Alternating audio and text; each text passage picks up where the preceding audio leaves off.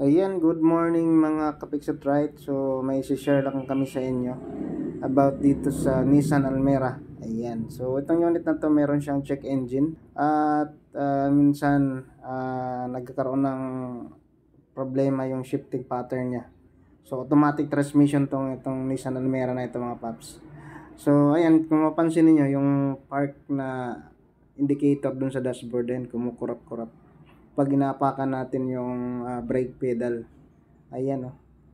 So isa yan sa nagiging problema ng unit na to mga paps. So kumukurap yung isa sa mga symptoms, no? Kumukurap yung indicator doon sa dashboard ng park kapag inapakan natin yung brake pedal. So tapos tingnan naman natin yung kanyang DTC.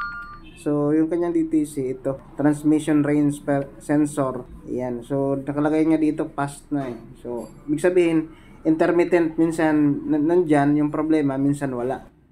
So, yung diagnosing natin dito mga paps, common issue ito. Ayan o. Kung nakikita ninyo, yan, yung sa reverse light niya. Ayan o, mahina. Ayan o. Pag ni-reverse mo, mahina yung ilaw sa kabilang side. Tapos kung titingnan mo doon sa taas, umiilaw din yung sumasabay sa pag-ilaw yung kanyang signal light.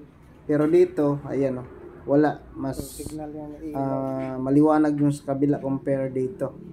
So, common issue ito sa mga ganitong unit na Nissan Almera. Baka first time nyo mag-diagnose at misdiagnose kayo. So ngayon ay binuksan na nga natin yung ilaw. So mabilis lang yan, tanggalin nyo yung ilaw at saka sa loob nyan meron siyang mga screw, doon natin bubuksan at linisan natin yung mga terminal. Yan.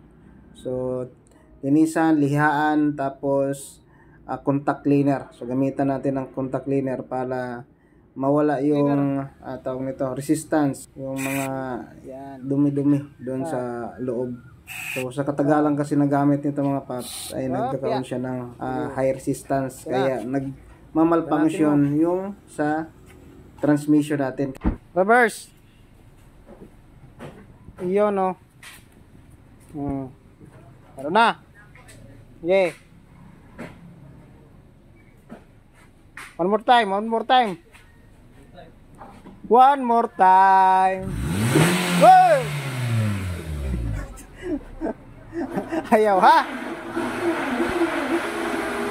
Sige, ayos. Sige, ayos. Bago na nga light nandun eh. Ayan, alam ko may magtatanong sa inyo, bakit naapektuhan sir yung transmission at saka check engine, bumbilya lang naman yan. Ito kasing reverse light natin at saka park, tawag nito stop light, ay connected yan dun sa ating transmission control module. So kapag nagkaroon ng high resistance dito, ay siguradong mali din yung ibibigay niyang signal. Kaya nagkakaroon ng diagnostic trouble code. So yun na nga, matapos na natin magawa at malinisan yung ating bumbilya doon sa likod, ay dinilit na natin yung diagnostic trouble code o kanyang problema. Ikapa ka, hindi na kumukurap yung part.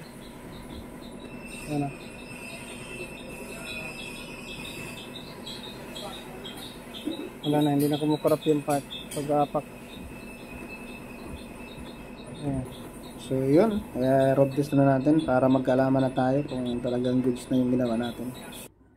Yan. So matapos nga natin maobserbahan mga paps, no? So wala nang check engine at okay na rin yung kanyang shifting pattern. Yun lang, maraming salamat mga paps. So share nyo tong video na to para alam din ng mga kaibigan natin kung paano pag-diagnose ng ganitong problema. Salamat!